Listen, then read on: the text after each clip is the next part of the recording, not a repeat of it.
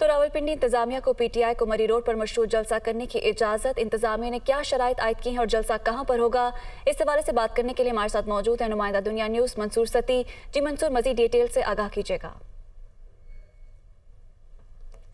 पाकिस्तान तहरीक-ए-इंसाफ का जो कल पावर शो होना है, जलसा होना है, उस हवाले से जो तैयारियां हैं उनको हत्तल दी जा रही है।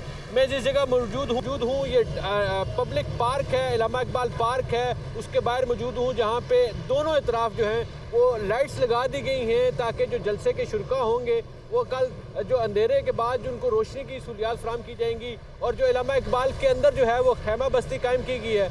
आर्जी तौर पर वाशरूम तैयार किए गए ताकि जो जलसे के शुरा होंगे उनके लिए बाकायदा तौर पर यहाँ पे बैतुल खला का इंतजाम किया जाएगा। दूसरी जानिब स्टेज के हवाले से बात करें तो इंतज़ामिया ने बारहा कहा गया कि पीटीआई क़यादत को कि 6 रोड पर स्टेज बनाएं और उससे आगे चांदनी चौक पर की तरफ आप अपने शुरा को शामिल करें ताकि जो डबल रोड फैज़ाबाद है उसको क्लियर रखा जा सके और जहाँ पे इमरान खान के हेलीकॉप्टर ने लैंडिंग करनी है तो ईजीली असेस हो सके उनको ताकि वो जलसा गाह में पहुँच सके। लेकिन क्यों पीटीआई के कुछ जो अगर रहनुमा थे वो ये वाज़िद थे कि सर्वे ऑफ पाकिस्तान के ऑफिस के बाहर स्टेज लगाएं, जहाँ पे उन्होंने स्टेज लगाना शुरू कर दी है।